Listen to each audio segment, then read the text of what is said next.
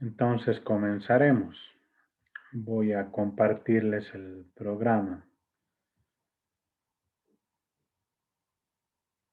Ya, están pudiendo ver en pantalla el programa de la asignatura, ¿no?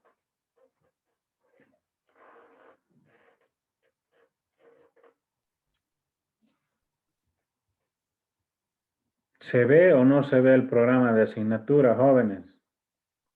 Se ve, dice. Ah, ya. Bueno, entonces comenzaremos. Muchos de ustedes ya me conocen. He sido su docente en anteriores asignaturas. Mi nombre es Salvador Ramón Claros Camacho. Y este semestre vamos a llevar conmigo lo que es máquinas térmicas, correspondiente en este horario a mecánica industrial, los días martes desde las 9. La sigla es AUT 120, corresponde al segundo semestre, ¿no? Vamos a ver el programa de asignaturas rápidamente, lo más importante. Sus micrófonos, por favor, para los que están entrando también para que desactiven, ¿ya? Si quieren preguntar algo, hacer algún comentario, activan, no hay problema. Bueno, vamos a empezar más o menos describiendo la asignatura y viendo desde el punto de vista de la justificación. Bueno, indicar de que las máquinas térmicas, ¿no? Son equipos ampliamente usados en varios procesos industriales desde ese punto de vista, donde obtenemos la energía mecánica y también el calor, la parte térmica, cuando se hace un proceso en estas máquinas de transformación energética. Es decir, le damos un fluido de trabajo y este va a ser una transformación en donde va a intervenir el calor y nos va a entregar energía mecánica. Y esa energía mecánica, como hemos dicho, la usamos en varios procesos industriales. El desarrollo tecnológico de estas máquinas se ha dado por fundamentos que están basados en la termodinámica y también se ha dado por el desarrollo de los materiales. Bastante se ha ido mejorando en este caso. Y su uso, ¿no?, es ampliamente difundido a través de varias máquinas. En este semestre vamos a ver algunas de las máquinas que comprenden las máquinas térmicas. En lo que es el área industrial, hay también lo que es refrigeración, que en este caso no lo vamos a ver ese tipo de máquinas de refrigeración, que también son máquinas térmicas. Entonces, si abarcamos las áreas en las cuales se aplican estas máquinas, ¿no es cierto?, son bastante amplias en la industria. Bueno, en este caso, esas aplicaciones requieren procesos, por ejemplo, de mantenimiento, ¿no es cierto? Entonces, en esa parte, el profesional, el técnico en mecánica industrial tiene que conocer aspectos de funcionamiento de las máquinas térmicas. Es por eso que esta asignatura también se lleva para, en el caso de ustedes, ¿no es cierto? Bueno, ¿qué relaciones tiene la asignatura? En este caso, la asignatura, como hemos ido indicando, de acuerdo a la variedad de máquinas que tiene y los procesos que se dan, van a tener relación en varias etapas de las asignaturas que están llevando ustedes. Por ejemplo, casi hablando del mismo nivel están las materias de física, conocimiento de materiales, dibujo. ¿Por qué? Porque de alguna manera se van a ver esquemas, son piezas que se van estudiando en el funcionamiento de los motores, entonces también tiene que haber una relación en ese caso, hasta con la fabricación también de las piezas a través de máquinas, herramientas, elementos de máquinas también. Se van repitiendo esas piezas que conforman justamente las máquinas térmicas, ¿no? Entonces, las aplicaciones son amplias, como dijimos, y las relaciones que se van a ir dando en las asignaturas también lo van a hacer hasta el final, porque también en lo que es el mantenimiento industrial están estos equipos, sobre todo tal vez los estacionarios, ¿no? Es decir, equipos fijos donde obtenemos la energía mecánica. El objetivo general de la asignatura principalmente son tres cosas. Son conocimientos, habilidades y criterios. Los conocimientos son todos los conceptos, ¿ya? Es decir, que ustedes deben aprender, ¿no?, de forma exacta, más o menos los conceptos que se van a ir dando de acuerdo a cada tema que se vaya viendo y al tipo de máquina térmica que se esté estudiando. En cuanto a las habilidades, son habilidades en este caso relacionadas con la teoría y también en algún caso de representación, de descripción de los componentes y los procesos. Entonces, esas cosas, si se les va a preguntar en una evaluación, deben responder. No es inventarse, no es sacar preguntas o las respuestas del internet, como siempre hacen, y no saben cómo explicar. Entonces, ahí está el problema, ¿no? Y después los criterios que uno se va formando de acuerdo a los conocimientos y las habilidades que va adquiriendo. El criterio es lo que ya se queda en ustedes y van a aplicar ya a partir de vencer la asignatura en ya las actividades cotidianas y en el campo profesional también. Entonces lo vamos a ver mediante el proceso de enseñanza-aprendizaje. En esta parte estamos siendo con las clases virtuales todavía. Semipresenciales serán cuando haya orden de comenzar de esa manera, ¿no?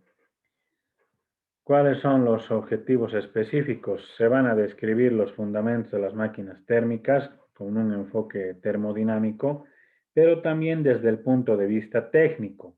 No se va a entrar con demasiada profundidad en los temas, en la parte de termodinámica, pero sí con un enfoque técnico se va a hacer esa descripción. Se van a identificar componentes y dispositivos auxiliares. Entonces aquí vamos a empezar a hablar de piezas que trabajan en las máquinas térmicas para realizar su funcionamiento. Van a haber diagramas, también esquemas en cuanto a las máquinas térmicas que se van a estudiar. Se va a incentivar la investigación, esto en función de las prácticas, tareas que vayan haciendo para que ustedes complementen el conocimiento. Yo solamente prácticamente soy un guía acá en esta asignatura. Los contenidos mínimos, es decir, el temario. Se trata en una primera parte una introducción a las máquinas térmicas donde se va a ver fundamentos, la clasificación, el desarrollo que han tenido las máquinas térmicas para llegar hoy en día con la tecnología que se tiene. Y en ese campo están los tres sistemas también que se había dicho, los de conocimientos, la teoría, los de habilidades, los que ustedes ya tienen que ir desarrollando con sus conocimientos, y el criterio que serían los sistemas de valores. El segundo tema es motores de combustión interna, los conocidos motores que se van montando en varios vehículos, pero también en el área industrial hay varios motores estacionarios que se usan de igual forma para obtener energía mecánica. Y lo mismo, aquí vamos a ver parte teórica, lo que tienen que ir desarrollando ustedes en sus habilidades y el criterio. El tercer tema es compresores y turbocompresores. Aquí son dos máquinas térmicas que están en un solo tema. Primero tenemos lo que es compresores, generalmente conocidos como los compresores de aire, ¿no es cierto? Son los más conocidos. Y luego los turbocompresores que se utilizan en la sobrealimentación de motores de combustión interna. Entonces ahí vamos a ver dos temas, ¿no? Dos equipos. El cuarto tema es la generación de vapor y máquinas de vapor. Esto para el área industrial es muy importante porque existen todavía en procesos industriales bastantes de ellos que utilizan el vapor como fluido de trabajo que les ayuda a realizar esos procesos. Entonces vamos a ver qué tipo de máquinas son las que producen el vapor y además algunas características de las máquinas de vapor.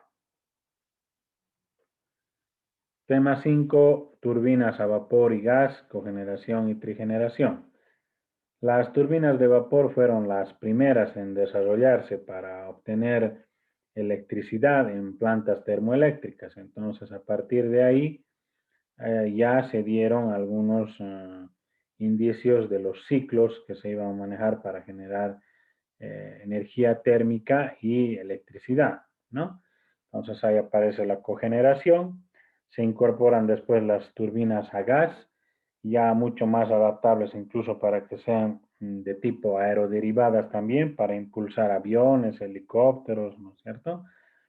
Entonces en ese caso ya hay una mejoría bastante en lo que es el funcionamiento de estos equipos, también en sistemas combinados vapor y gas, en cogeneración y también la trigeneración, que son sistemas que se utilizan en nuestro país también. Y en este ámbito sí hay muchos profesionales técnicos que trabajan en plantas termoeléctricas, que son industriales, en el mantenimiento de estos equipos, ¿ya? Bueno, aquí tenemos el fondo de tiempo, esas son las horas, el cronograma, de acuerdo al cronograma actual que se tiene para este semestre. En cuanto a las fechas, el primer parcial se va a dar en la primera semana de mayo. Eso ya ha ido circulando el cronograma, esto se va a actualizar. De los temas que vamos a dar, el primero y el segundo. Después ya vamos a ver según el avance hasta terminar en agosto, la primera semana de agosto termina.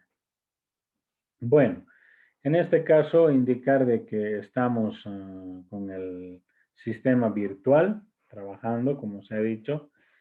Se les va a tratar de dar mediante el eCampus, ¿no? La plataforma del eCampus, los contenidos, videos, se va a manejar también material didáctico impreso que pueden imprimir, digamos ustedes, digital que está relacionado con diapositivas y los temas, ¿no? En Word también están ahí.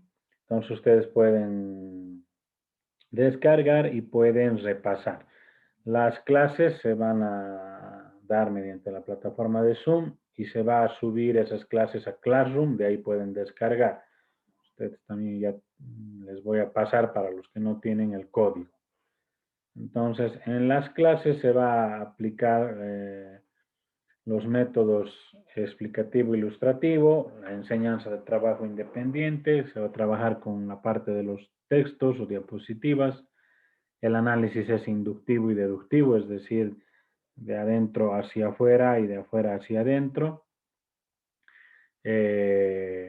Exposición problemática se va a usar, el método heurístico, es en el que ustedes con las tareas tienen que ir complementando su conocimiento, y la investigación también en base a las prácticas que se van a ir dando.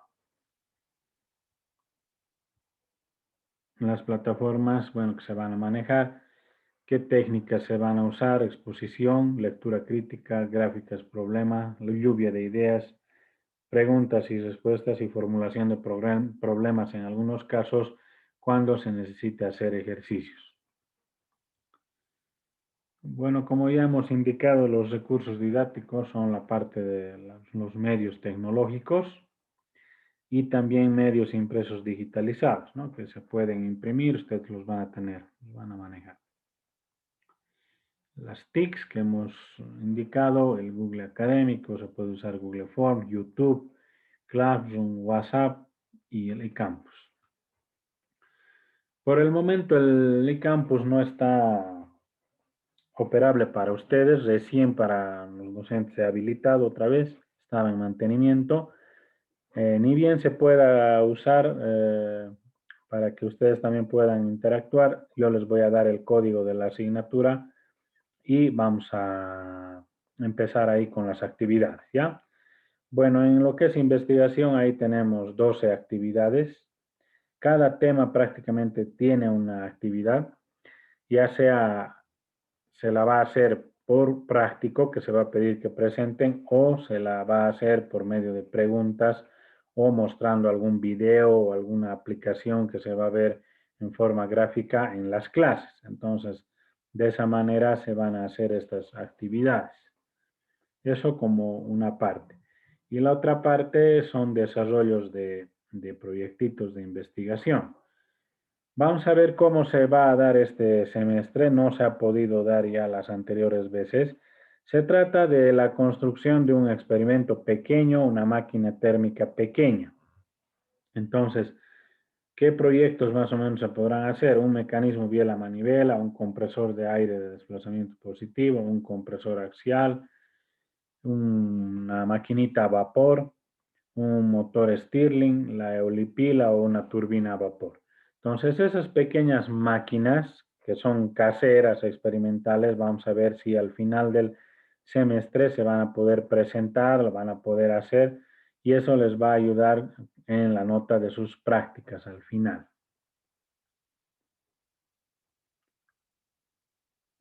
El sistema de evaluación que vamos a utilizar, ustedes tal vez ya conocen, es el sistema H. Los parciales 30%, prácticas 40% y al final 30%. ¿Está bien de esa parte del sistema de evaluación? ¿No tienen alguna consulta?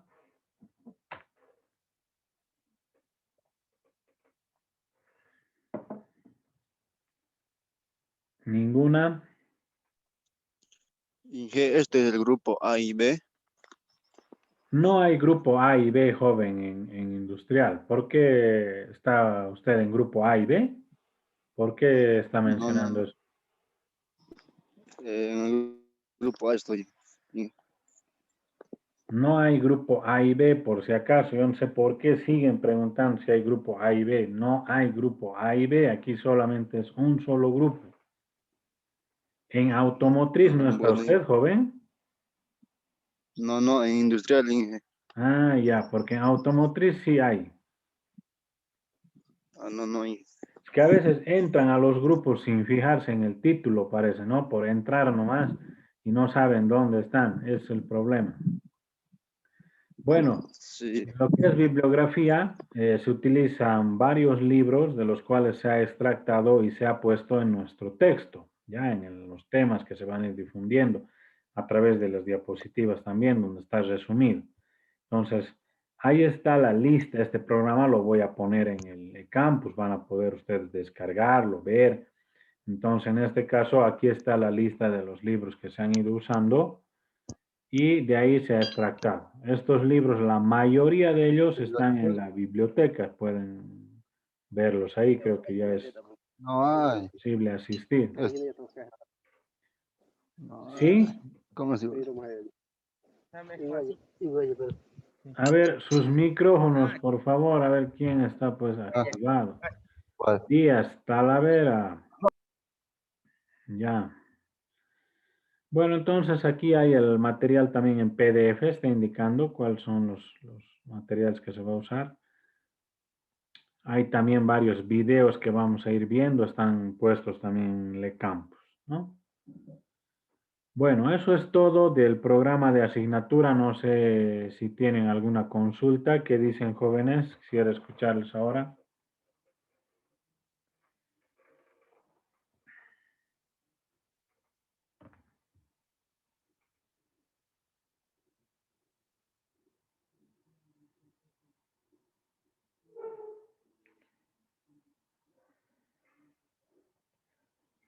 Bueno, estoy viendo que siguen preguntando, hasta en el WhatsApp siguen poniendo ahí de los grupos.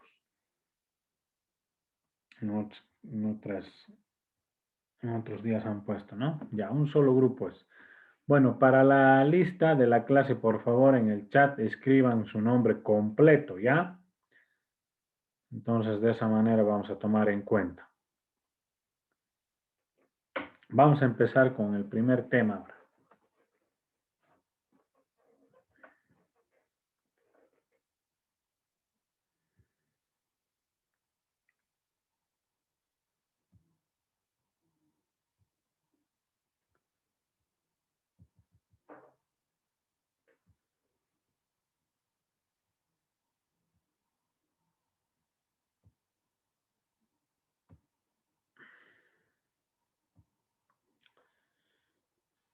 Bueno, el tema 1, como se ha indicado, es una introducción a las máquinas y motores térmicos.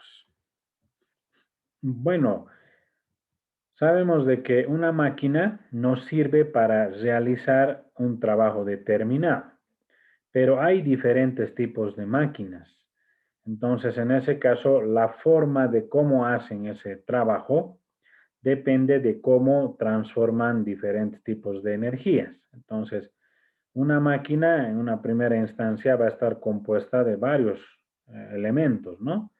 Elementos mecánicos, piezas mecánicas, entonces que tienen sus mecanismos. Entonces, algunas piezas serán móviles y otras serán fijas.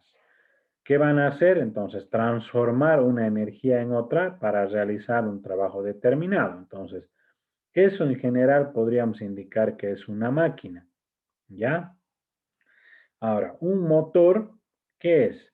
Sí, también es una máquina, o sea, hace esa transformación energética, pero en este caso en el motor lo denominamos para producir energía mecánica. Entonces, obtenemos energía mecánica, la cual nos va a facilitar realizar un trabajo que en muchos casos se da mediante la transformación de una energía eléctrica o química, ¿no es cierto? Un motor eléctrico de la misma manera nos va a servir así, y un motor de combustión también porque le estamos poniendo un combustible para obtener energía mecánica. Y ahora, una máquina térmica, en realidad, de acuerdo a la clasificación que existe, en cuanto a motor térmico, es una máquina térmica motora. Entonces, combina, ¿no es cierto?, la parte de lo que es una máquina con lo que es motor, transformando la energía térmica en trabajo mecánico por medio de un gradiente de temperatura. Este gradiente de temperatura se da por intermedio de la combustión. Realizamos la combustión, el combustible mezclado con el oxígeno formando un fluido de trabajo va a hacer combustión y va a liberar esa energía térmica, ¿no? Entonces, mediante el proceso de desplazamiento del pistón, hacemos de que esa presión de la combustión que ha habido se produzca luego el trabajo mecánico, ¿no? Un movimiento y produzca mediante un mecanismo trabajo mecánico. Entonces, de esa manera podemos entender lo que es una máquina térmica, una máquina de combustión térmica. En el caso de las aplicaciones de las fuentes de energía, se da en que en nuestro contexto, ¿no?, hay muchas fuentes de energía. El aprovechamiento de estas fuentes de energía, siempre transformándolas, se da a partir de algunos tipos de equipos, algunos destinados específicamente para ese tipo de energía. Todos estos están basados en la ingeniería y la técnica. En la ingeniería se pueden tener los fundamentos teóricos para el cálculo y el análisis de los componentes y el proceso. Y en la técnica la parte real, ¿no es cierto?, de procedimiento ya de trabajo con todas las características que se tiene que dar. Entonces, en este caso hay equipos que se desarrollan desde la ingeniería hacia la técnica y en muchos casos, ¿no?, algunos en la técnica se mejoran con la ingeniería y vuelven a la parte técnica, a las pruebas, ¿no es cierto?, ya al área de trabajo. Y una vez ya diseñado, hay equipos que trabajan muchos años sin ningún problema, solamente viendo que en el aspecto técnico estén con un mantenimiento correcto. Entonces, lo que se hace es que esa tecnología la podamos usar en nuestro favor. Entonces, obteniendo esa transformación energética de diversas fuentes de energía. Aquí tenemos algunos ejemplos de máquinas que se ven, ¿no es cierto? Podemos ver unos camiones para transporte, un tren, hay un motor de barco gigante, el cigüeñal se está viendo como ese elemento, una turbina aeroderivada que va montada en aviones, y a la izquierda arriba un grupo electrógeno para producir electricidad. Entonces, en ese caso, sean máquinas térmicas muy grandes o pequeñas, van a trabajar bajo los principios de la transformación energética donde interviene el calor. Siempre va a ser así de esa manera, ¿ya? Entonces, continuamos, si es que no hay alguna pregunta. Aquí tenemos un concepto ya prácticamente solo de máquina térmica que indica que para aprovechar la energía química concentrada en algunas sustancias, es decir, un combustible, ¿no?, que ha sido obtenido de la naturaleza, tiene que participar un mecanismo en el cual se dé una transformación energética produciendo trabajo. Es lo que habíamos estado indicando, ¿no? Bueno, a ver, ¿ya han escrito todos sus nombres? Eso, sí, completos sus nombres para que se tomen en cuenta directamente. Le hice una pregunta en el WhatsApp, ¿va a ser los nombres o va a ser aquí nomás No, pues en el aquí les he campus? dicho, no les he ¿Va a dicho en ir el WhatsApp. aquí en la plataforma? No, no, no, joven, aquí les he dicho, escriban su nombre en el chat, he dicho, no he dicho en el WhatsApp. No sé, tal vez me han escuchado entrecortado. Están escribiendo ya sus compañeros, varios ya. Ya, continuamos. Ahí tenemos dos máquinas térmicas. Un motor de combustión interna a la izquierda y al otro lado un turbocompresor. Entonces, en este caso, la de la izquierda, ¿por qué es máquina térmica? Porque le introduzco un fluido de trabajo donde está un combustible mezclado con el aire, es decir, el combustible con el comburente, y entre ambos forman el fluido de trabajo. Ese fluido de trabajo, mediante algún mecanismo, hago que haga combustión, libere, haga una cesión de energía y se la va a tomar por el pistón. Entonces el pistón va a hacer esa transformación en energía mecánica. Entonces, por intermedio, ¿no?, de mecanismos de biela, manivela que están en el cigüeñal. Y al otro lado, el turbocompresor también hace transformación donde interviene el calor. En este caso, se acciona mediante la turbina que va a recibir los gases de escape y entonces la energía cinética de los gases de escape, que es muy grande, hace girar la turbina. Entonces, la turbina está sujeta a un rotor. Por un extremo tiene la turbina y al otro lado tiene el compresor. Ya vamos a ver más a detalle luego. Pero en este caso, ahí se va a dar una transformación de la energía mecánica que le ha proveído los gases de escape por intermedio de la turbina en un trabajo de compresión, donde al realizar ese trabajo de compresión interviene el calor haciendo que el gas, bueno, en este caso el aire, adquiera una energía, se le traspase esa energía mecánica en energía a presión que también tiene calor. Interviene el calor porque se está eh, compactando, ¿no es cierto? Se está comprimiendo el aire que estamos metiendo al motor en este caso. Ya, todos ya han escrito su nombre, ¿no? Me imagino. Ya está. Bueno, en este caso, si nos ponemos a observar varios tipos de máquinas térmicas también, como estamos viendo, vamos a ver de que hay muchas máquinas simples que se han ido desarrollando y montan estos equipos, ¿no es cierto? Bastantes máquinas que también están en equipos más grandes. Vamos a ver, en este caso, un desarrollo de las máquinas térmicas.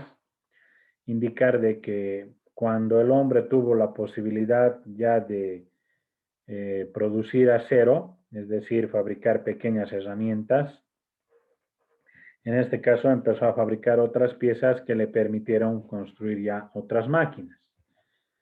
En ese tiempo, las primeras máquinas fueron los molinos de viento y las ruedas hidráulicas, que servían para actividades sobre todo de transformación de granos, ¿no es cierto? Y también para cortes de madera.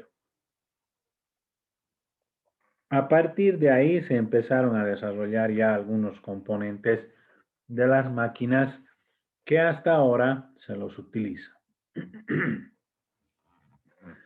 La primera máquina térmica de la cual se tiene referencia, perdón, es la eolipila. Esta maquinita es una máquina térmica porque hace ese proceso de transformación energética del calor en energía mecánica, es decir, en movimiento. Lo que tiene son dos vasijas, ¿no? Como en forma de esfera, huecas, una dentro de la otra. Entonces tienen un mechero en la parte exterior que calienta la esfera.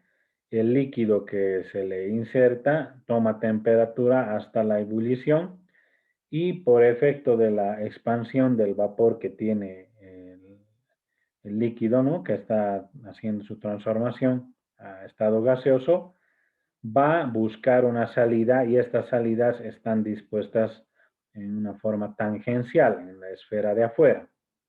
Entonces así van a generar un movimiento. Esta máquina se denomina eolipila.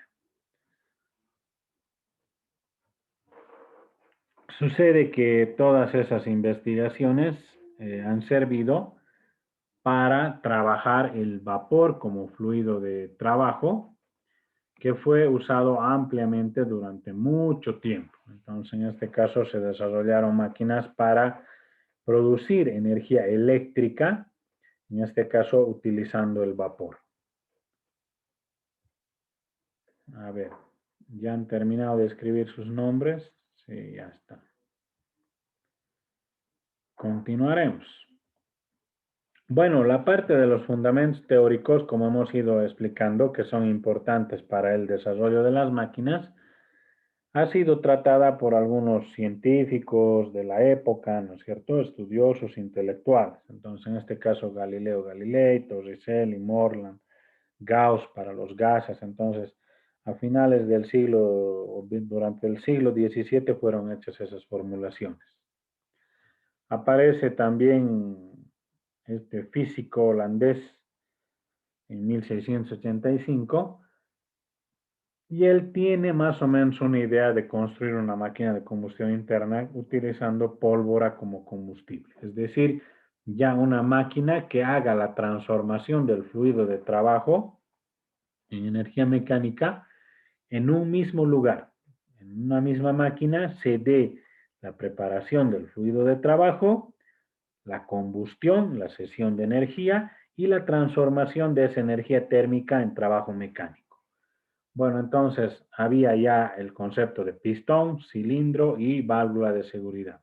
Bueno, en este caso no se dio por la pólvora, que es difícil de que sea continua, digamos, la alimentación de esta máquina, pero sí del vapor.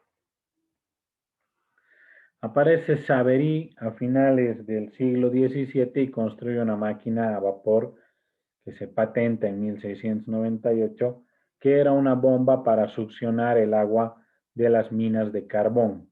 Entonces, en este caso, trabajaba con vapor. Lo que se hacía era llenar un cilindro de vapor y al enfriar este rápidamente producía un vacío.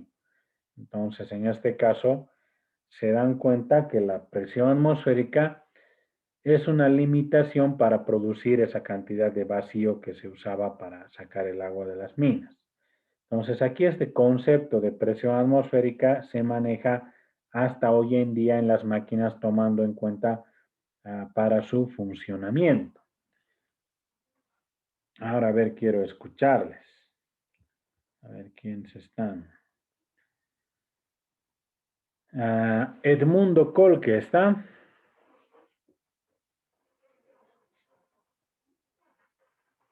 Sí, ese aquí. Ya, a ver, ¿qué entiende usted por presión atmosférica?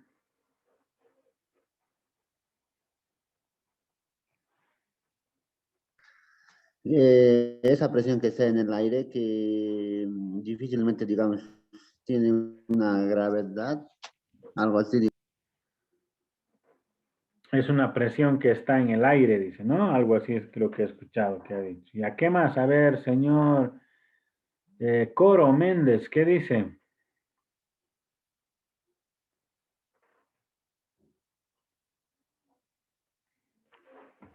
Es una fuerza Ya es una fuerza, de ¿dónde? presión en atmosférica. atmosféricas. En la atmósfera. Ya, nosotros vivimos en la atmósfera, ¿no es cierto? Sí. Ya, que se da en la atmósfera. ¿Y dónde se va a reflejar esa fuerza?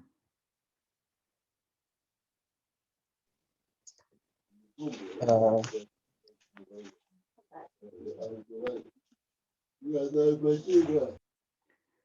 ¿Qué dice Santiago? Santiago Condori, ¿qué dice? Tal vez puede ser en el aire, ¿no? en la superficie sería. En la superficie, ahí, en la superficie terrestre, ahí se va a reflejar esa presión atmosférica, ¿no es cierto? En toda superficie, ahí vamos a tener esa presión. Todos nosotros estamos afectados prácticamente por esa presión atmosférica. Ahora, a ver, señor Eric Muñoz, ¿cómo sería la presión atmosférica en cuanto a su valor? ¿Dónde es más alta? ¿A nivel del mar o cuando estamos en la altura? Nivel sobre el nivel del mar. ¿Cómo dice el diseño? No lo entendí bien. La presión atmosférica en cuanto a su valor, ya en su magnitud, ¿dónde va a ser más grande? ¿Va a ser a nivel del mar o en la altura?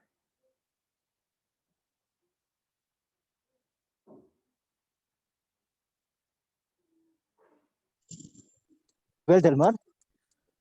A nivel del mar, ya, está bien. Entonces, ¿por qué será a nivel del mar más alta? ¿Qué influye?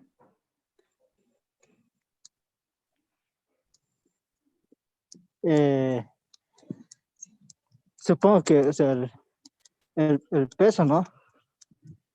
Ya.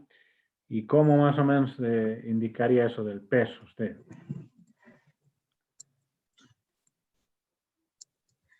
Vamos a Eh, dibujar aquí más o menos lo que sería la costa y aquí vamos a empezar a subir en la montaña. ¿Ya? Y aquí abajo está el mar.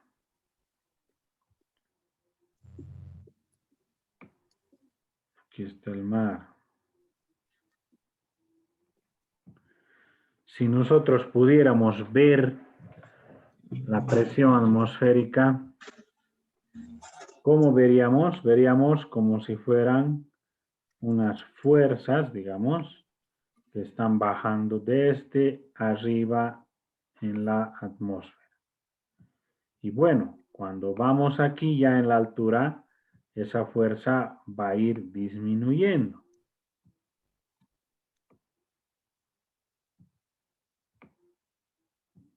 ¿No es cierto? Va a ir disminuyendo. ¿Qué tiene el aire? ¿No es cierto? Que nosotros utilizamos para muchos procesos vitales, incluso se utilizan las máquinas para la combustión. He nombrado hace rato. ¿Qué tiene?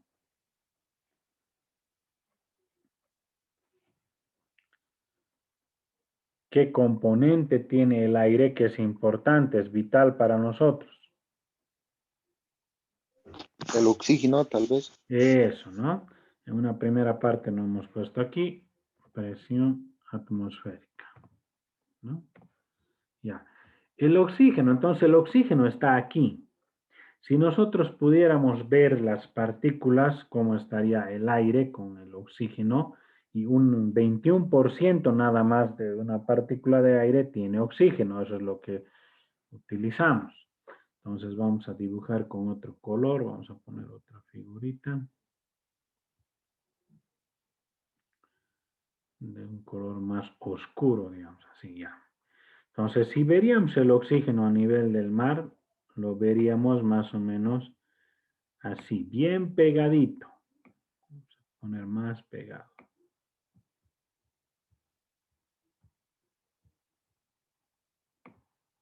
¿Ya?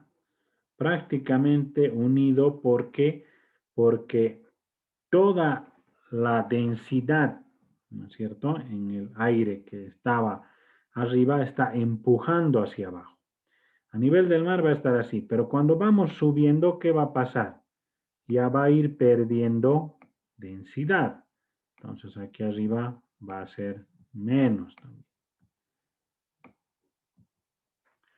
Entonces, ese aspecto es muy importante en cuanto a la combustión que estamos haciendo ya en las máquinas térmicas.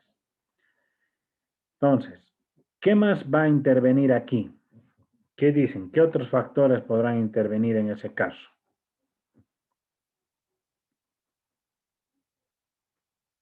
¿Qué más tiene el aire? En las mañanas, ¿cómo se siente el aire? ¿Más seco o más? Fresco. ¿Y cómo es Humedad. fresco? Más húmedo, ¿no es cierto? La humedad. El aire tiene humedad. A veces, días como ahora que tenemos hoy, ¿no es cierto? Está el cielo muy nublado, está con una pequeña llovizna, entonces tiene bastante humedad el aire. ¿Qué más? ¿Cuál será el otro aspecto?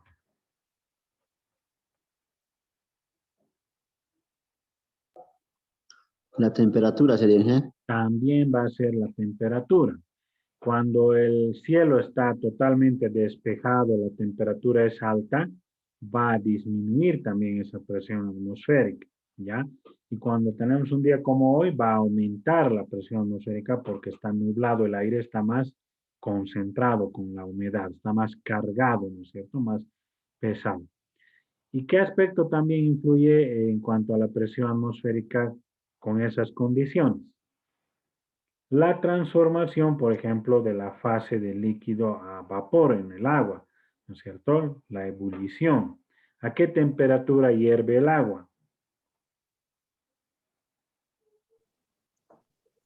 100 grados Celsius. 100 grados. Ya, es a 100 grados, ¿no es cierto? Celsius. Entonces, a nivel del mar, por esas condiciones de la presión atmosférica, la cantidad de oxígeno, que sí mejora la combustión para este caso, pero por la alta presión, ¿no? En las partículas, entonces la temperatura 100 grados Celsius o 100 grados centígrados, ¿no? Y cuando vamos en la altura disminuyendo la presión atmosférica, ¿qué pasa? ¿A qué temperatura ahora va a hacer ese cambio de la ebullición? ¿A mayor o a menor? A menor temperatura. Eso, a menor temperatura. Acá en Sucre estamos más o menos a qué altura.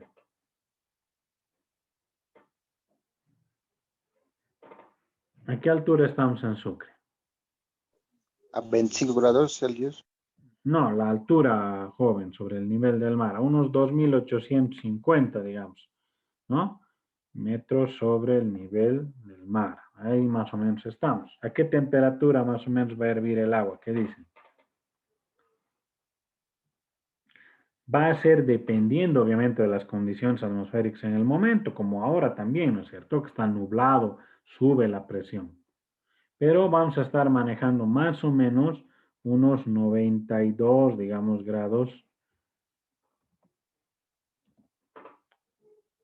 Celsius, ¿no? Más o menos por ahí, no a los 100, por efecto de la presión atmosférica. Entonces, estos factores externos, que son la presión atmosférica, después es la temperatura ambiental y la humedad también en el ambiente, son factores que afectan el funcionamiento de las máquinas térmicas. En cuanto a la presión, no hemos indicado el valor. ¿Cuánto es el valor de la presión atmosférica más o menos a nivel del mar? ¿Qué dicen? ¿Cuánto es?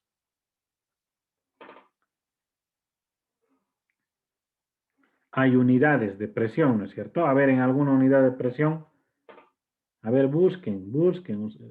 Todo no se les va a decir. A ver, ¿qué dicen?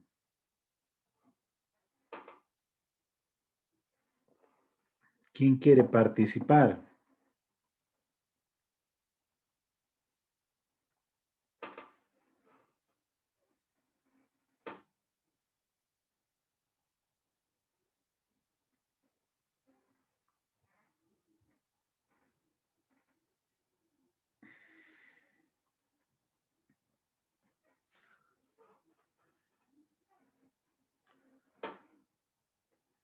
¿Qué dicen?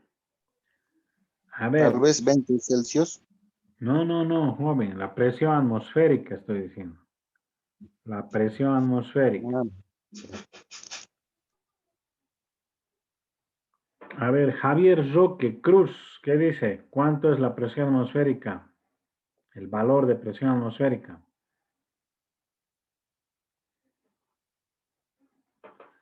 Bueno, si no responden, parece que no están en clases, los vamos a sacar a sala de espera, jóvenes, ¿no? Si no están en clases, ¿qué van a hacer?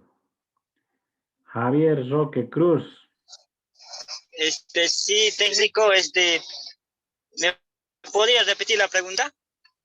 Parece que recién se está incorporando a clases. ¿Cuál es el valor de la presión atmosférica? La presión atmosférica, Sí, hay un valor a no, nivel del mar. no sabría decirles. Ya, a ver, a otra persona, Sí, ¿quién quiere? no sabría decir. Y yo estaba investigando ahorita, dice que sería a 101.325 pascales. Algo así ¿Cuánto? dice en internet. A 101.325 pascales. 101.000. Es lo que me ha salido ahorita, estoy investigando, sigue. Sería No sé, 101.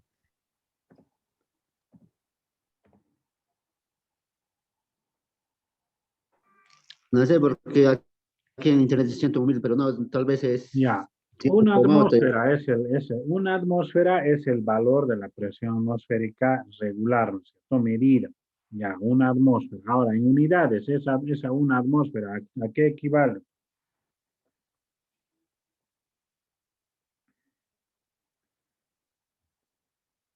¿Qué dicen?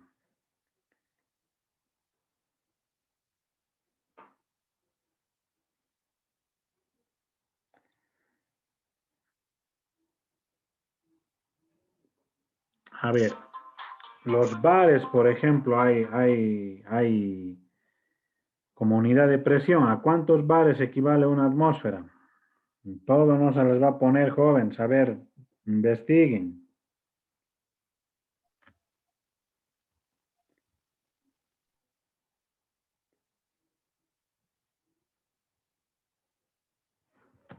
¿Qué dicen?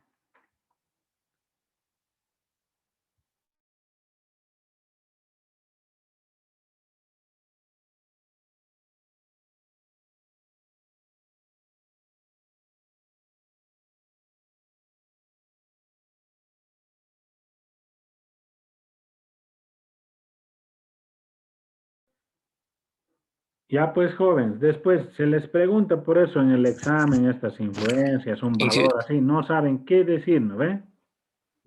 Buen día, Lice. Bien. 0,87 atmósferas. Un bar. ¿Cómo? A ver, joven, una atmósfera ya les estoy dando. Una atmósfera es el valor de la presión atmosférica, ya que se define. Ahora en otras unidades, díganme, les he dicho. A ver, ¿en cuánto equivale? Una atmósfera equivale a 1.013 bares. Ya, ahí está, su compañero ha indicado. Muy bien, 1,013 bares. No he visto bien quién era el que ha respondido.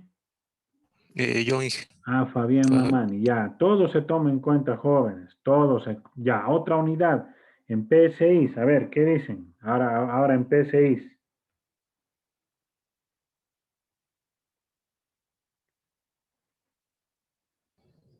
14.696. ya, 14.7 es lo que se maneja, ¿ya? Esto. Ya, entonces, esos son valores de presión atmosférica a nivel del mar. Acá en Sucre, ¿será el mismo valor, esa presión atmosférica?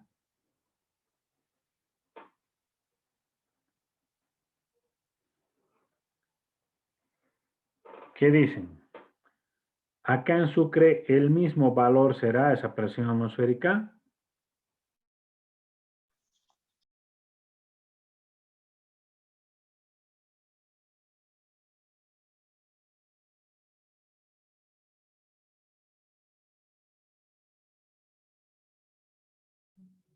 No. ¿Y cuánto será más o menos entonces?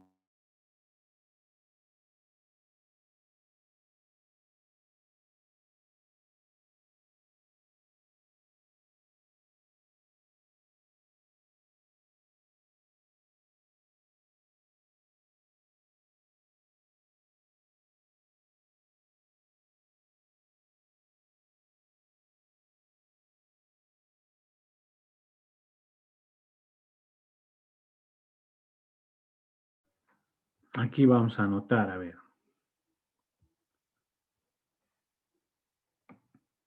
A ver, no. Ya. ¿Cuánto sería más o menos aquí? En bares, no vamos a llegar a 1,013. Vamos a llegar a 0,760, digamos, más o menos. Bares.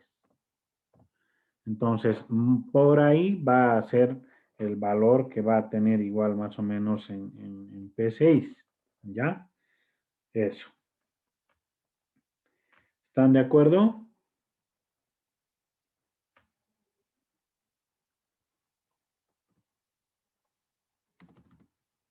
Digamos 11 P6. Hay una fórmula para calcular esto en función de las condiciones atmosféricas. Eso también podemos ver como investigación, ¿no?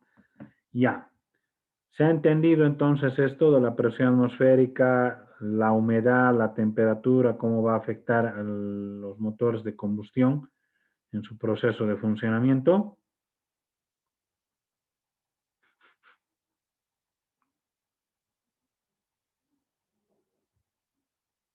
Ya. Más adelante vamos a ir viendo algunos efectos que justamente se van a dar por esto, cuando vayamos a ver motores de combustión interna, ¿ya? Por el momento hasta aquí está bien. Entonces vamos a cambiar y vamos a volver a las diapositivas. Ya. Entonces continuaremos.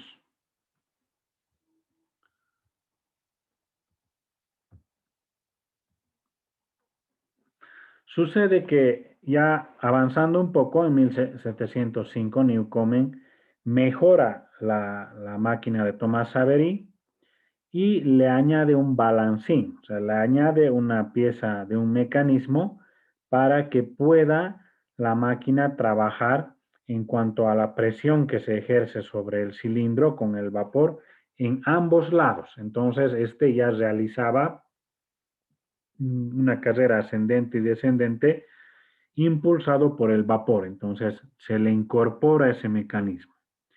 Luego aparece Papin, aporta con teoría para el funcionamiento de la máquina, y James Watt, ¿no? Aparece entre 1769 y 1800 con la máquina de vapor de Watt, ¿no? Muy conocida.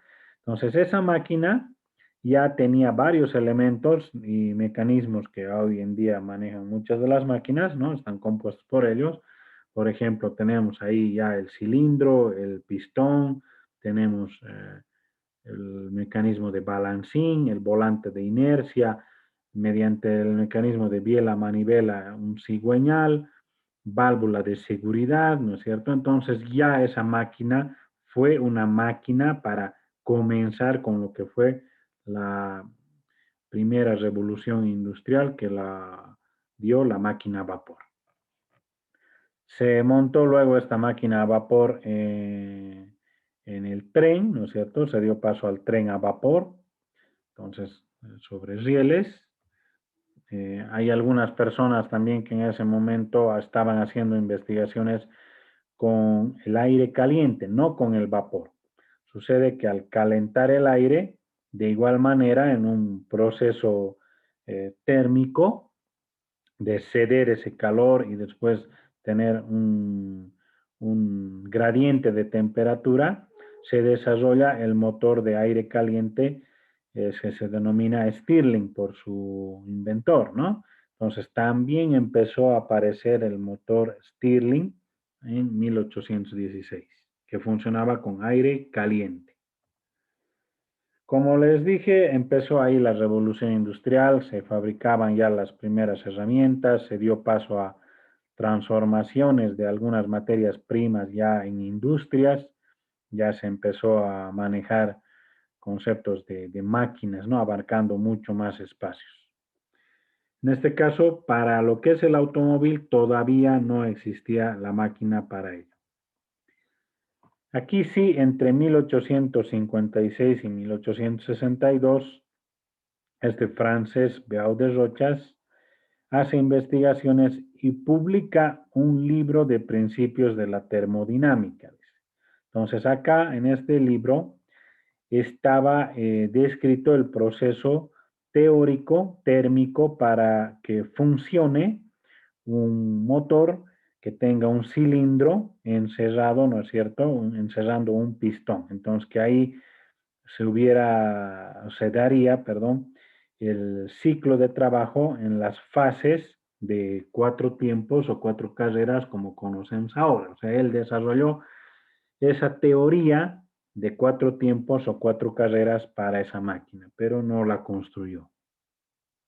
Lenoir aparece con un primer motor también de combustión interna, su eficiencia era del 5%. Este utilizaba carbón molido en una corriente de aire como combustible. Entonces, no era muy eficiente en su funcionamiento. Por eso no se llegó a desarrollar mucho. Aparece también Nicolas Carnot. En este caso,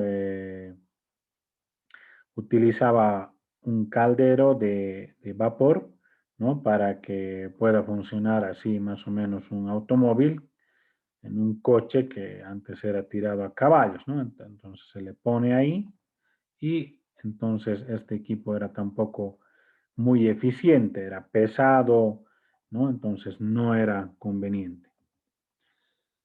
Aparece en Estados Unidos y también en Europa el uso ya de derivados del petróleo. Aquí empieza a aparecer el petróleo. Entonces, en ese momento, los primeros derivados que se utilizan eran el queroseno y la gasolina. ¿Dónde se empieza a usar? En los mismos calderos para producir vapor. Antes se usaba carbón, como hemos dicho. Se cambia el carbón, ¿ya?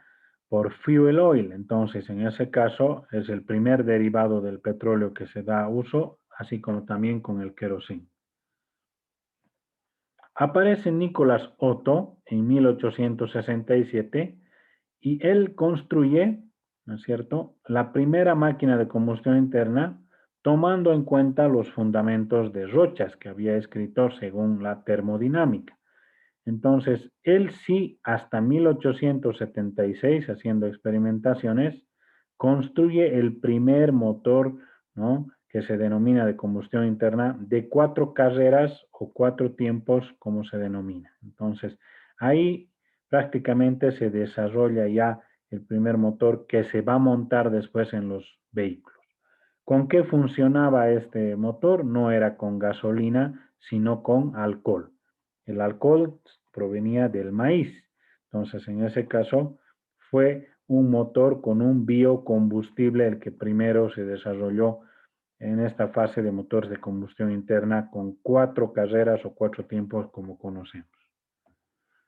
Luego aparece también Rudolf Diesel y él también con un biocombustible que es el aceite de maní desarrolla el motor diésel que es como lo conocemos hasta ahora.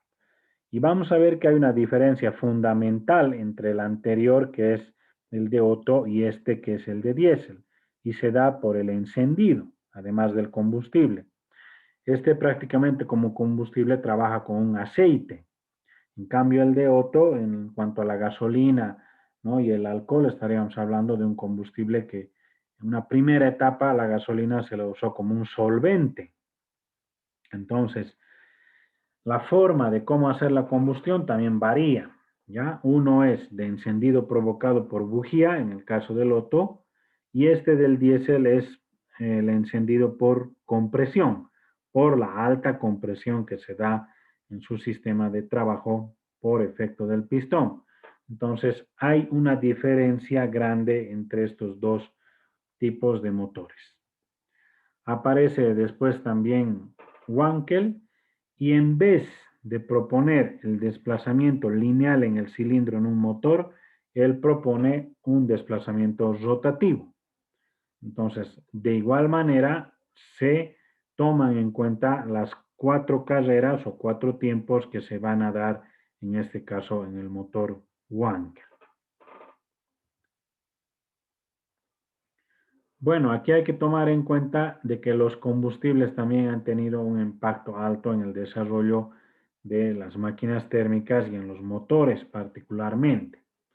Entonces, en el año de 1905, ¿no? Más o menos cuando ya estaban desarrollándose los motores, los combustibles empiezan a tomar un valor importante.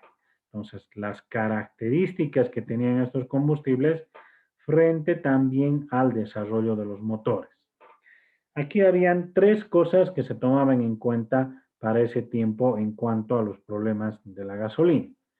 Era de que las gasolinas eran altamente volátiles, ¿no? Es decir, que cuando ya en temperatura, ¿no? En trabajo con temperatura, cuando el motor calentaba, era muy volátil, ¿no? Entonces, cuando llegaba el momento de obtener la energía del combustible líquido, este ya prácticamente no había, se había volatilizado, había pasado a estado gaseoso, entonces ya no era posible obtener energía de ese combustible. En un momento en el arranque, en frío, era muy beneficioso, pero ya en el funcionamiento en temperatura con el motor, ya no.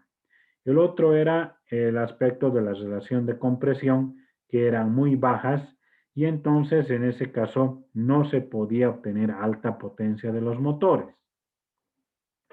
Vamos a explicar el concepto de relación de compresión. Un ratito, vamos a poner otra diapositiva. Esto.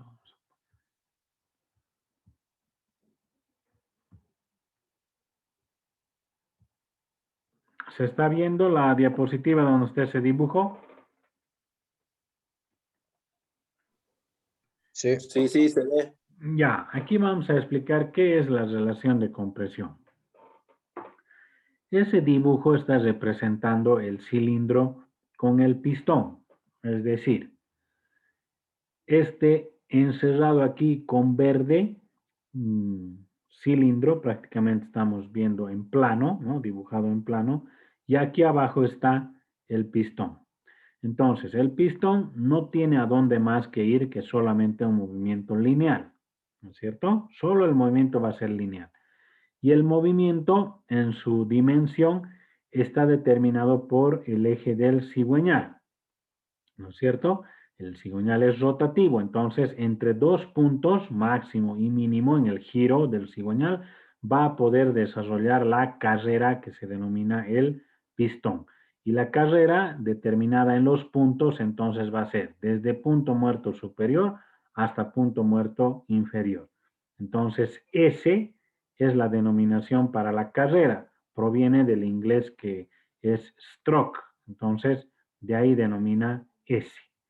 S es la carrera. Entonces, aquí va a estar determinado el movimiento del pistón linealmente. ¿Ya?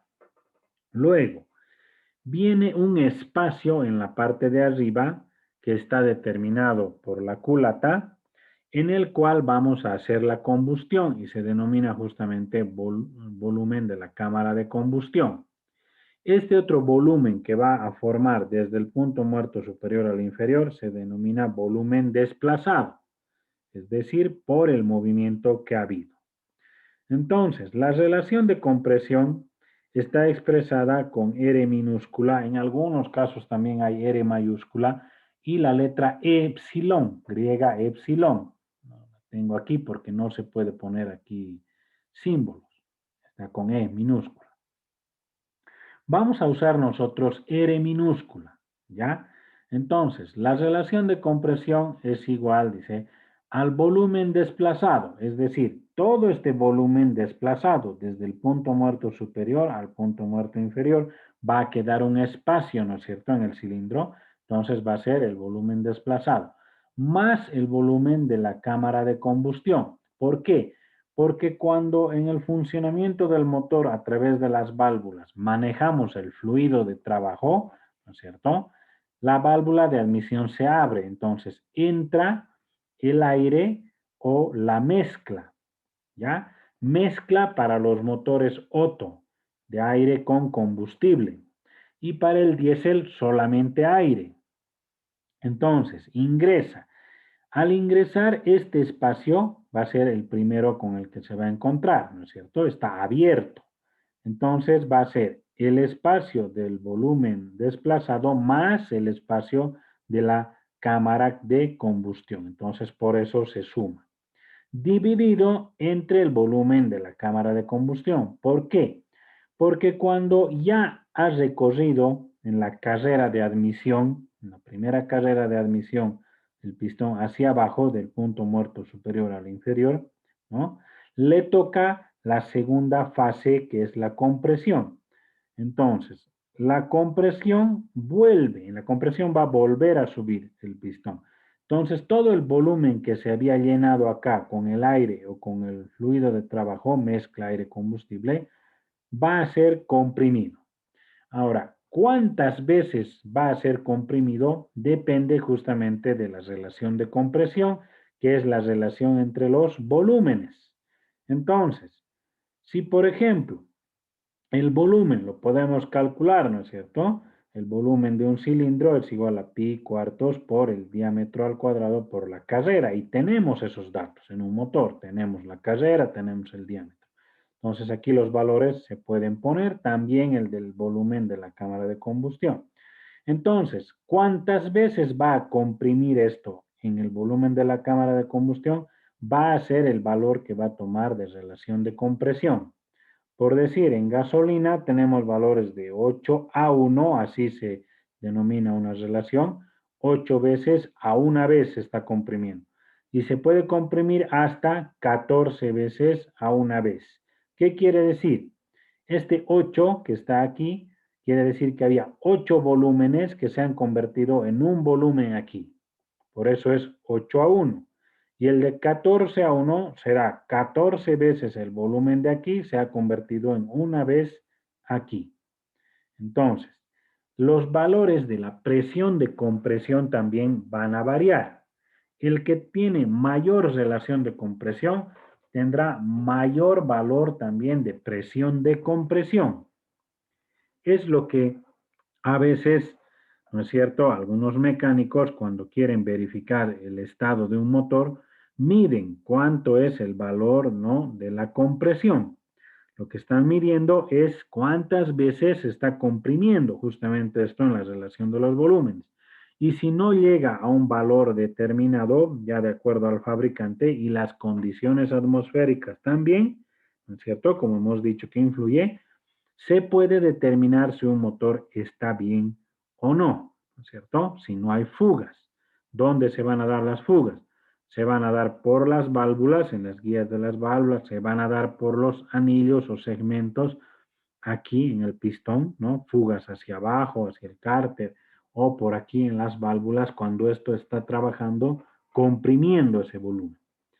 Hablando de esos valores, aquí más o menos tenemos algunos valores. Estos pueden cambiar de acuerdo al tipo de motor y sus características de materiales. Por ejemplo, en un motor que tiene 8 a 1, el valor de la compresión tiene que más o menos un valor de 90 P6. Ahora, el fabricante puede sacar un valor, pero debido a las condiciones atmosféricas, ese valor, por ejemplo, va a cambiar. Digamos que alguien mide la relación de compresión y, bueno, sabe la relación de compresión y quiere medir la presión de compresión, ¿no? Y tienes ese dato. El fabricante dice que 90 PSI, por ejemplo, es el valor nominal, ¿no? Lo que debería tener. Pero esa presión es a nivel del mar. ¿Será que si medimos aquí en Sucre vamos a tener la misma presión de compresión? ¿Qué dicen? No, dije, no. No. Ya, ¿por qué no? Como decimos, cuando es a nivel de mar hay más presión y cuando es en la altura hay menos presión, digamos, por eso. Y aparte Ya, de eso, ¿no? ya, es decir, el llenado del cilindro ya no va a ser el mismo, ¿no es cierto? Si hace rato estábamos diciendo que las partículas estaban más separadas, había menos densidad, ¿no? No va a poder llenar lo mismo. Pero si estamos a nivel del mar, va a poder llenar más, ¿no es cierto? Por decir, A nivel del mar, incluso a nivel del mar va a haber pérdidas. Se va a llenar un 80%, digamos. Y aquí, en la altura, se va a llenar más o menos hasta un 60%. Por eso es que se ponen turbocompresores, o sea, se hace la sobrealimentación en los motores para mejorar el rendimiento volumétrico. Entonces, esto también afecta, bueno, en el caso de motores ya de alta relación de compresión, 14:1, puede llegar, por ejemplo, a 150 PSI, es un valor que nada más estoy poniendo. Exactamente en algunos motores incluso puede ser más, ¿ya? Entonces, esta variación puede haber desde 8:1 hasta 14:1. Ya esos rangos puede haber. Si ustedes buscan, y van a tener también una tarea de esta parte, más o menos la mayoría de los motores, ¿no?, más antiguitos sí están entre 9:1, 9.5:1, y los más modernos están 10, 12:1, 10.5:1, 11. Entonces, son valores más o menos, ¿no?, que están dentro de esos parámetros. Y algunos 14:1, pero estos sobre todo van a estar en combustibles adaptados al alcohol. El alcohol necesita, ¿no?, mayor relación de compresión, pero se va a dar en gasolina también hasta ese nivel. ¿Y qué pasa con el diésel? En el diésel es mayor la relación de compresión. Ahí tenemos valores desde 14:1 hasta 22:1. Entonces, los valores también de la presión de compresión van a ser mayores. ¿Por qué? Porque este combustible, el diésel, tiene que encender por compresión. Es decir, mientras más alta sea la compresión, mejor va a encender. En cambio, en el de gasolina también en este caso, no es muy bueno que el motor tenga demasiada relación de compresión porque va a ser más difícil manejar la combustión y sobre todo también el encendido. ¿Sí? ¿Se entiende? ¿Hay alguna consulta de este aspecto de la relación de compresión?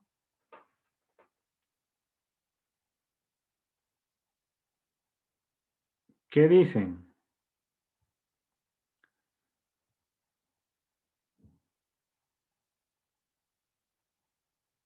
Rodrigo Correa, ¿qué dice? ¿Ha entendido?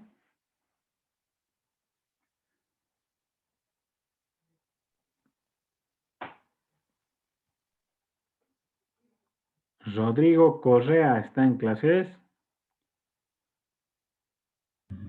Sí, más o menos, dice Ya, ¿por qué más o menos? ¿Qué cosa no ha entendido?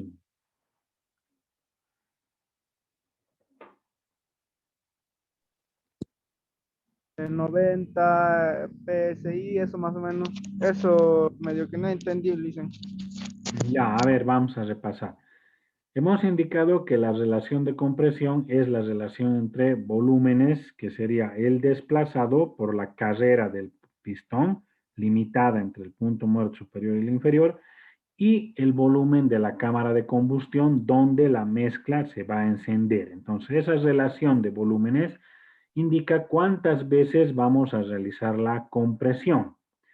Entonces, en gasolina, 8:1 querrá decir 8 veces el volumen desplazado se va a volver una vez en la cámara de combustión. Y se puede llevar hasta 14:1. O sea, 10:1, 9:1, 11:1, 12:1 se puede comprimir.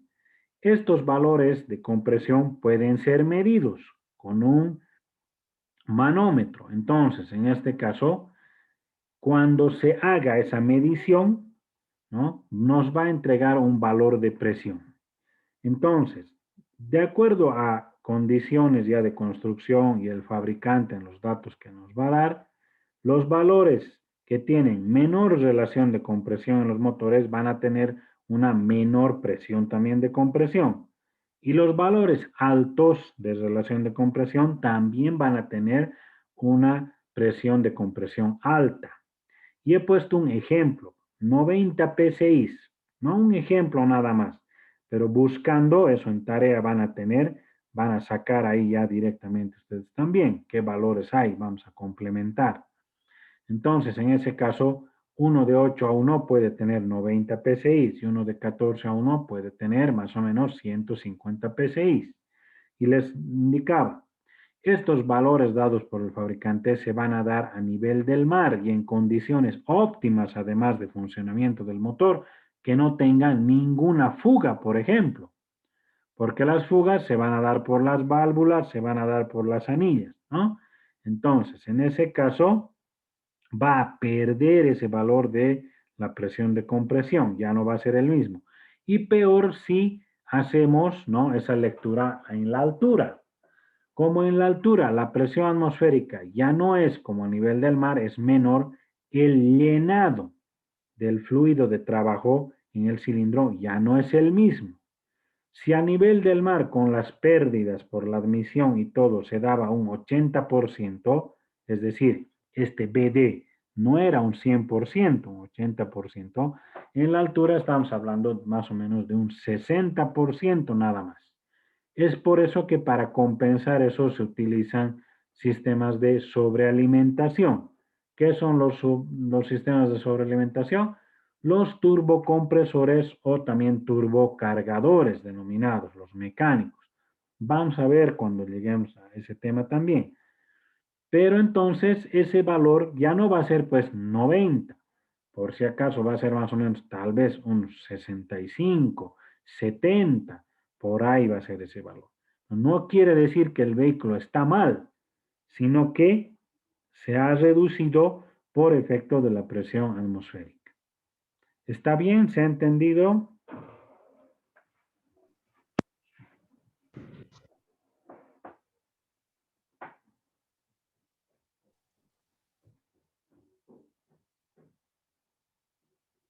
Ya. Bueno, pasaremos. Aquí hay un aspecto importante. Vamos a pasar pero con las diapositivas un ratito.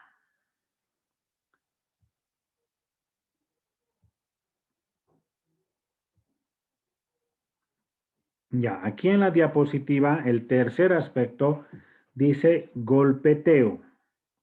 ¿Qué será el golpeteo? ¿Qué dicen? A ver, más o menos, ¿qué idea tienen del golpeteo?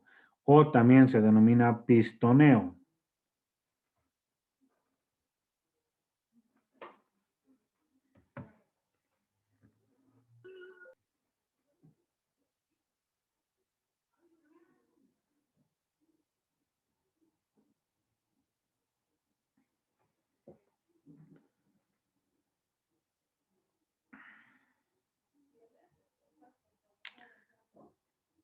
A ver, ¿a quién le vamos a preguntar? Coro Méndez, ¿qué es el golpeteo o pistoneo? ¿Qué idea tiene? A ver. De verdad. Porque tiene, a ver, ¿cómo era esto?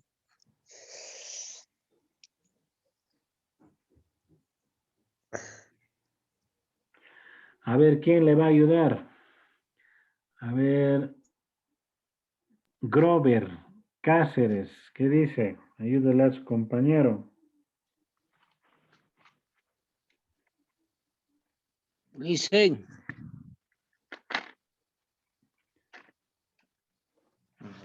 De los que están repitiendo, ¿qué es golpeteo o pistoneo? A ver, dicen, ¿sí? Golpe el golpeteo y el de pocas fuerzas. Perdón, ¿qué dice? Es el cascabeleo del motor, dicen. Ya. El golpeteo y pistoneo es el nombre técnico que se utiliza, el adecuado que ustedes deberían utilizar. Comúnmente a ese sonido metálico como si se estuviera golpeando algo en el motor, ¿no es cierto? Pero no se está golpeando nada, ¿no? Son combustiones anormales. Entonces se da un autoencendido. Quiere decir que esa mezcla del aire con el combustible por las altas temperaturas y otras condiciones del encendido, se hace compresión. autoenciende sola, se quema sola. Entonces, al hacer eso, el aire va a hacer combustión de una manera anormal y por eso suena. Es el aire que adentro, ¿no es cierto?, está haciendo combustión, pero de una manera anormal. Por eso se da ese sonido de cascabeleo comúnmente que se conoce.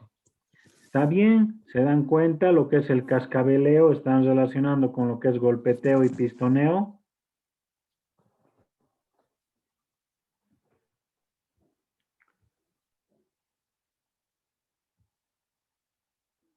¿Qué dicen? ¿Han escuchado el cascabeleo alguna vez? Sí. Sí. Ya. Obviamente el cascabeleo no solamente es esa combustión anormal, sino que trae consigo esfuerzos en el motor muy grandes. Entonces, estos esfuerzos son térmicos y también son mecánicos. Un motor que está cascabeleando, ¿no?, sufre serios daños. No está bien que un motor esté funcionando constantemente cascabeleando, como se dice, ¿no? O con el golpeteo o pistoneo. No está bien. Esa falla debe corregirse, ¿ya?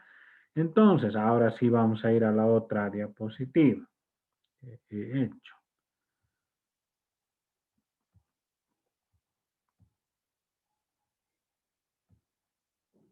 Ya, sucede que tanto para la gasolina y para el diésel, en los motores, ¿no?, se va a dar este aspecto del golpeteo o pistoneo.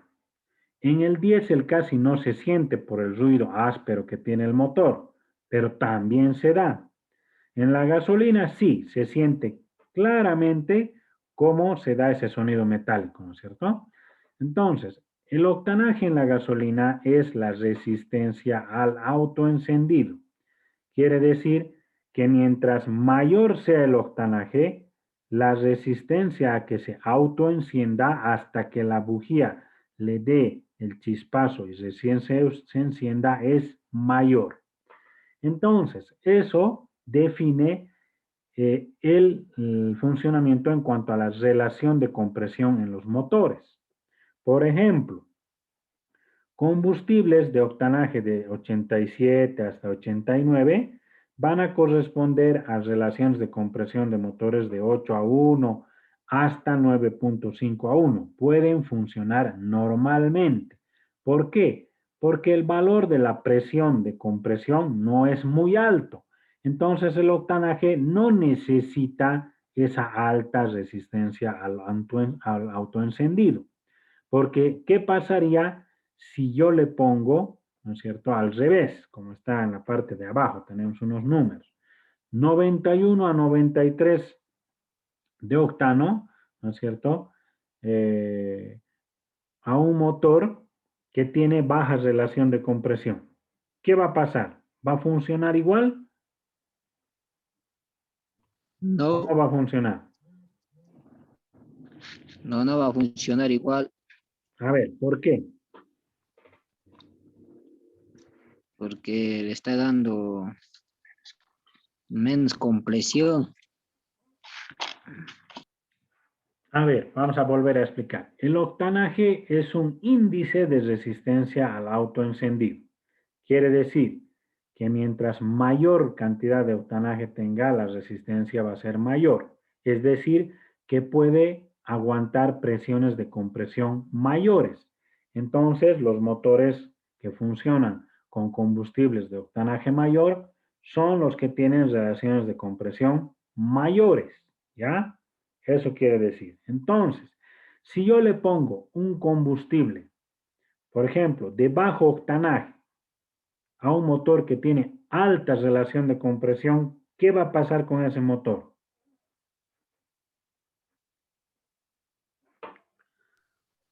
Tendría, tendría que perder un poco de fuerza, ¿no? Dicen, si está poniendo Bajo octanaje menos y alta relación de bajo. compresión. Ya, no va a funcionar Sí. bien. Todo el tiempo ese motor va a trabajar comúnmente, como se dice, cascabeleando. Técnicamente se dice, ¿qué es que se dice? Golpeteo o pisto. Neo, ¿no es cierto? Neo. Así, va a trabajar mal, todo el tiempo va a trabajar mal. Entonces, ¿qué le tengo que poner? Un combustible con el octanaje adecuado. Ahora, al O revés, sea, dicen, ¿sí? o sea que igual de acuerdo a lo que es lo que son el golpeteo. No, joven, no. Sino estoy diciendo, en un motor que tiene alta relación de compresión, yo le pongo un combustible de bajo octanaje, ese motor todo el tiempo va a estar con el autoencendido, o sea, con el cascabeleo, golpeteo o pistoneo, ya que hemos estado indicando. Va a tener, ¿por qué? Porque la presión es tan grande que todo el tiempo se va a encender, no tiene esa resistencia al autoencendido.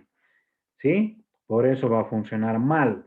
Por eso tengo que ponerle un combustible del octanaje adecuado. Ahí sí va a funcionar mejor y va a entregar su potencia como está diseñado. Pero en cambio, ¿qué pasa? Les decía al revés. Tengo un motor de baja relación de compresión y yo le pongo un combustible de alto octanaje. ¿Qué va a pasar?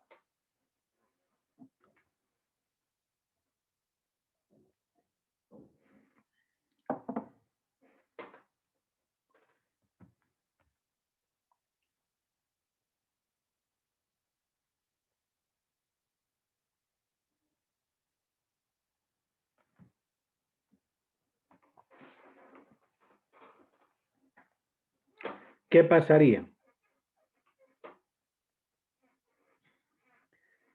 ¿Necesita ese motor un combustible que tenga alta resistencia al autoencendido?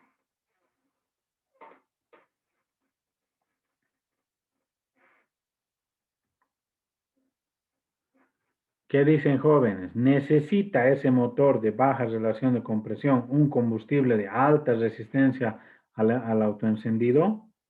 No, pues No. No necesita, o sea, es en vano. Si yo le pongo ese combustible de alto octanaje, es en vano. Entonces, igual va a trabajar, va a hacer el funcionamiento, lo mismo, porque la presión no va a subir, se va a mantener a ese nivel de la relación de compresión. Entonces, ese es un criterio que hay que manejar. ¿Qué pasa en el diésel? Ya no se llama octanaje, se llama cetanaje. Y es todo lo contrario. En el anterior era índice de resistencia al autoencendido. En cambio ahora, el cetanaje, ¿no?, va a ser un índice que favorezca el autoencendido, tenga disposición al autoencendido. ¿Por qué?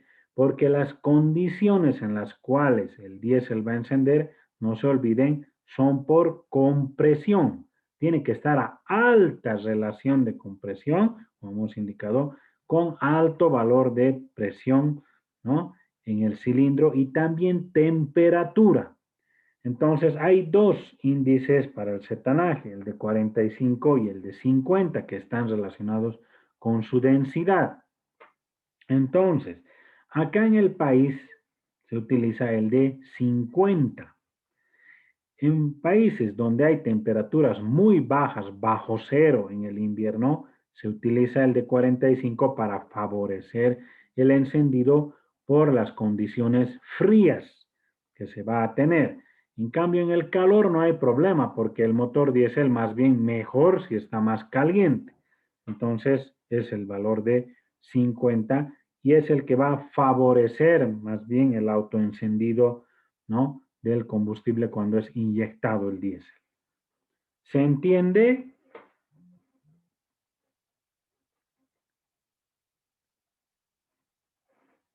¿Qué dicen jóvenes? ¿Se entiende? Sí, se entiende, dice. Ya. ¿Qué han puesto? Ya. Ya, vamos a continuar. Falta una partecita.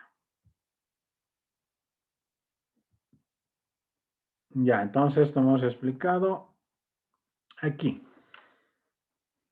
¿Cómo sigue el desarrollo en caso de los motores?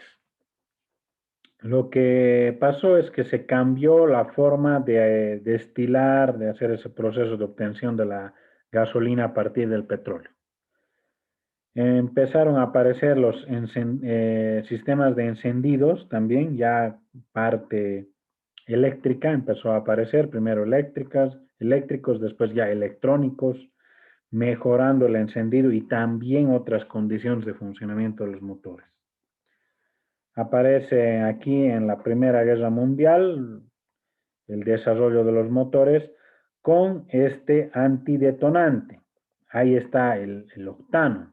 Entonces, en este caso, se empezó a usar y se mejoró mucho el rendimiento de los motores y se elevó también su potencia con más relación de compresión también en los motores. Entonces, ya funcionaron mejor. Desde hace muchos años, ¿no?, que la gasolina se va fabricando y esta ha tenido que ir cambiando según también el desarrollo de la tecnología de los motores. Hoy en día las gasolinas son más químicas, antes eran más petróleo prácticamente destilado, pero ahora ya tienen bastantes aditivos los combustibles para trabajar en los motores y además que ha cambiado el sistema de cómo hacen la combustión, desde la inyección incluso del combustible, la alimentación del combustible también. Entonces, estos desarrollos han hecho que la gasolina vaya cambiando y vaya teniendo características diferentes, ¿ya? Más aún el desarrollo ya de componentes, como hemos dicho, no solamente los materiales, sino la electrónica, ¿no?, y la asistencia a través de sistemas electromecánicos en el motor, ya para ayuda, ya sea en el funcionamiento del motor, asistencia en lo que es la contaminación para que limpien los gases de escape, ¿no?, que salen con contaminantes. También el sistema variable de válvulas para mejorar el rendimiento del motor en cuanto a la admisión y el escape también. Entonces aparecen estos sistemas. Y como les dije, también los sistemas anticontaminación, es decir, de depuración del aire, o perdón, la depuración de los gases de la combustión. Y disminuir también el consumo de combustible. Si bien los motores, como les he indicado, han aparecido en nuestro medio con biocombustibles, ¿no?, se cambió la matriz energética totalmente a derivados del petróleo y ahora por las condiciones ambientales, ¿no es cierto?, la contaminación, se está volviendo a lo que son los biocombustibles. Entonces, ¿cuáles son esos biocombustibles? Se denominan combustibles alternativos. Entonces, ahí está el gas natural, que aunque también es obtenido del subsuelo, ¿no es cierto?, pero se lo considera un combustible alternativo por su menor emisión de contaminantes.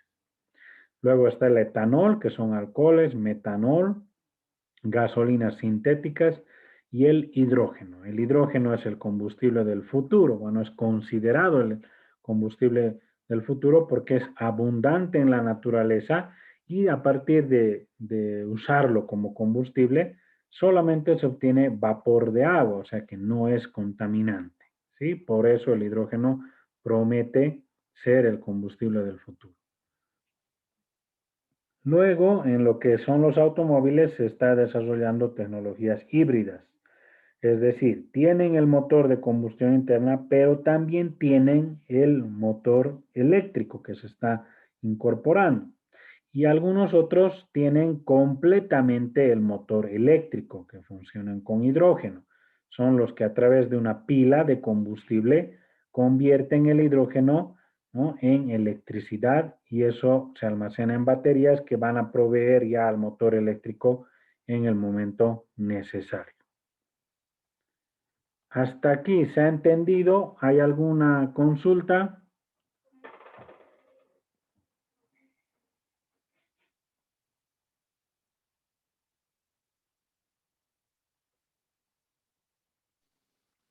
Sí, ya entendió, Ulises. Ya, vamos a ir a esta última partecita y aquí vamos a terminar por hoy. Bueno, en este caso acá estamos viendo una clasificación de las máquinas térmicas, ¿ya? Hay clasificaciones diferentes en los que son las máquinas térmicas de acuerdo a algunos aspectos importantes, ¿no? Que sobresalen algunas características. En este caso vamos a ver de que las máquinas térmicas se separan en dos, convirtiéndose en motoras y otras generadoras. Y a su vez en cada una de ellas, motoras y generadoras, en desplazamiento positivo y en flujo continuo. Es decir, en las de desplazamiento positivo, de alguna manera se toma una masa del fluido de trabajo y se hace el trabajo, una transformación, y de ahí se obtiene la energía. En este caso tenemos alternativas y rotativas en desplazamiento positivo y en las de flujo solo las rotativas. ¿Por qué? Porque en las de flujo continuo es una corriente del aire, una corriente de los gases que se va a utilizar para producir trabajo mecánico. Entonces, vamos a empezar por la parte de arriba, que sería en las motoras de desplazamiento positivo, las alternativas. ¿Por qué se denominan alternativas? Por el movimiento del pistón alternativo del punto muerto superior al punto muerto inferior. Ese movimiento alternativo lineal, ¿sí? Entonces, ahí está, el motor diésel, que hemos estado explicando hasta hace un momento, de encendido por compresión, ¿no es cierto? Motor diésel. Luego está el motor de encendido provocado. El motor de encendido provocado es el motor que funciona a gasolina. Es de encendido provocado porque necesita para encenderse una bujía, una chispa de una bujía de un sistema eléctrico. ¿Sí? Entonces ahí se va a encender. Además de que hemos indicado también, en lo que es el fluido de trabajo, el motor diésel solamente admite aire. Vamos a mejorar ya esta explicación en el próximo tema. Pero hasta aquí, para hacer la diferencia, el motor diésel solo admite aire y en el momento de la inyección del diésel se da la combustión. En cambio, en el motor Otto se admite mezcla. Se admite mezcla de aire con el combustible y le doy la chispa por medio de la bujía para encender y liberar la energía del combustible. Y el otro es la máquina de vapor. Es decir, el fluido de trabajo va a ser el vapor, que a través de una válvula de distribución introduzco el vapor al cilindro y por la expansión que tiene este me va a generar ese movimiento alternativo. Por eso está ahí la máquina de vapor. Y en las rotativas de desplazamiento positivo está el Wankel.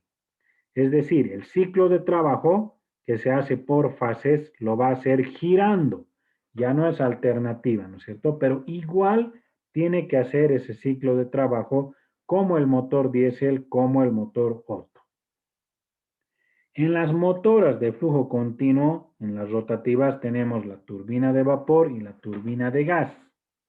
Entonces, en la turbina de vapor, el fluido de trabajo es el vapor. Introduzco vapor, ¿no? Con una determinada presión y velocidad que se va a ir manejando en la turbina. Y esto va a ir en ese flujo continuo que va a entrar el vapor transformándose en movimiento mecánico. Y en la turbina de gas también pasa lo mismo, solamente que en este caso tengo un compresor de aire. Meto el aire, quemo ese aire en la cámara de combustión y sigue siendo flujo hasta llegar al final a la turbina ya de potencia, que la va a impulsar convirtiéndose en energía mecánica. Entonces, es por eso que estas máquinas son también denominadas turbomáquinas o máquinas también de flujo. Las motoras tienen la característica de que a estas máquinas, si se pueden dar cuenta, tengo que proveerles un combustible. Tiene que realizarse esa transformación energética de que el combustible entre en combustión, desprenda su energía y se realice el trabajo mecánico.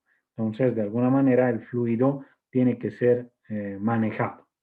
En cambio, en las generadoras, ¿no? Ahí también tenemos desplazamiento positivo y flujo continuo. Tengo que darle la energía mecánica para que transforme, haga la transformación ya a través del flujo en otro tipo de energía. Por ejemplo, en el desplazamiento positivo tenemos en las alternativas el compresor de émbolos. ¿De quién estamos hablando? De un compresor de aire común, ¿no es cierto? O de gases, también hay compresores de gases que se dan para refrigeración. Alternativa, ¿por qué? Porque hemos dicho tiene ese movimiento lineal, tiene pistón. Entonces, en ese caso, los compresores de émbolos son ese tipo de máquinas que van a recibir energía mecánica y la van a transformar en otro tipo de energía que sería aire a presión en este caso. En las rotativas también tenemos los compresores de lóbulos. Aquí, como en el anterior también en turbinas, ya no utiliza pistones o émbolos, utiliza el rotor. Los rotores son los que van a realizar la compresión, pero de igual manera al rotor tengo que entregarle energía mecánica para que haga esa transformación. Y en el caso de flujo continuo, en las rotativas está el turbocompresor, que habíamos explicado hace rato que también es una máquina térmica. Este turbocompresor recibe la energía cinética de los gases de escape del motor. Hace girar con eso la turbina. La turbina recibe esa energía cinética y la transforma en energía mecánica, ¿no es cierto? En giro a través del rotor y este está conectado a la rueda del compresor, donde va a comprimir el aire que vamos a introducir al motor, produciéndose esa transformación energética, interviniendo el calor. ¿Sí? ¿Se ha entendido la explicación de la clasificación o quieren que aclare algo? ¿Qué dicen? El motor a diésel es a fuerza, ¿no ve, Licen? No. Hemos dicho que el motor a diésel, su encendido es por compresión. Esa palabrita grábese, por compresión. Ese es el asunto. Y a gasolina es por... Encendido provocado o explosión también se puede decir. Por chispa. Tengo que darle un chispazo a ese fluido de trabajo para que se encienda, si no, no se va a encender. En cambio, en el motor diésel se admite solo aire. En el momento del encendido se inyecta el combustible, por eso decía, vamos a ver en el siguiente tema ya a detalle, pero se inyecta el combustible y por la alta temperatura y la presión que hay en el cilindro se autoenciende por compresión. Si no tuviera esa compresión el motor diésel, no se encendería. No va a haber combustión en el motor diésel. ¿Se entiende? Sí, se entiende, Licen. Ya, vamos a volver a ver la siguiente clase porque esto es solamente para la introducción. Está bien, Licen. Ya, bueno, entonces,